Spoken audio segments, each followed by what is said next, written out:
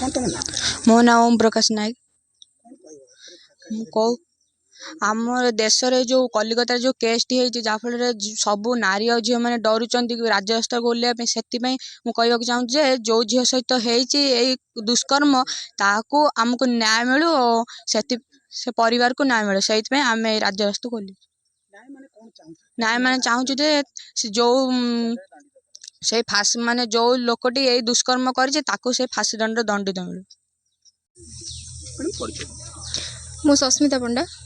काली आमर 2 दिन तले अगस्ट 15 माने इंडिपेंडेंस डे आमे पालन करचंती 78 वर्ष रे आमे पहुंची किंतु मु समस्त को प्रश्न करूची आमे स्वाधीन कि अगस्ट 15 रो 3 दिन पूर्व आमे समस्त कलिकतार केस विषय समस्त जानी जे से झील सहित कौन हेची ना सरकार ता पई किछि पदक्षेप नै जंती किंतु आमे चाहूचु ता परिवार को ताकू न्याय मिलू काहेकि ना आम समाज रो झील माने निजको असुरक्षित मने करचंती। सरकार कहते झील पुओ समस्ते सामान किंतु ये झील पुओ भीतर समानता आमे आज पर्यंत देखि पारु नाहु तेणु आमे चाहूचु ताकू न्याय मिलू सेथिपई आमे एक जन आंदोलन आरंभ करचु पिला मानक द्वारा। कलिकतार सरकार सर आपन परिचय विश्वस्वरूप पंडा। सर कलिकतार जो घटना घटला है आग माने प्रथम थर नुहे बहुत दिन होई आसुछि जते कली जुगरे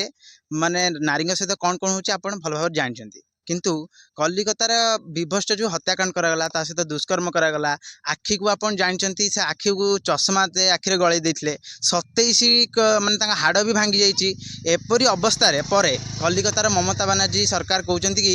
तांको 10 लाख टका देकी कथा को चापी दउचंती आमे 10 लाख टका कौन प्रकृत बापा माँ खुशी ही जिवे 10 लाख कौन 50 लाख देले भी से झील फेरी आसबन ना तेणु आम चाहूँ हत्याकांड जदि सरकार अपारगता जदि ममता बानार्जी किसी करना जदि कौन सरकार किसी करना जदि प्रधानमंत्री मोदी जी भी हस्तक्षेप करना आम पाक छाड़ी दौन से दोषी को आम निश्चित भाव दंड देदेबू आमको 5 मिनट पब्लिक को दे दिखाँ आम केमी दंड देबू। आज प्रश्न उठिनी हिंदू मुस्लिम आज प्रश्न उठिनी सिख हिंदूर कि सिख मुस्लिम आज प्रश्न उठी से झील को न्याय मिले से हिंदू झील हो कि मुस्लिम झील हो आमर दरकार न्याय।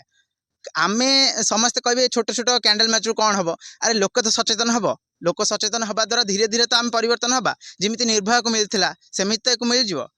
सी कहार गोटे झील थिला कहार भौणी थिला कहार सांग थिला आपन थरे चिंता करन जदि आपन किंबा मु किंबा मो भौणी से जगह था आमको केमी लगी था आज लोक मैंने बुझंतु मु चाहूँगी कैंडल मैच समस्ते करूँ कैंडल मैच हो कि प्रोटेस्ट हो जहाँ भी हो करंतु जिमी से झील को न्याय मिलू। आमे आम विष्णु मेमोरियल एजुकेशनल सेंटर तरफ एति कहू चाहबू आमे न्याय देवा पर्यंत आम सहित अच्छु दरकार पड़े आम कलिकता पर्यंत जावाक प्रस्तुत। घटना को देखिए राजनीति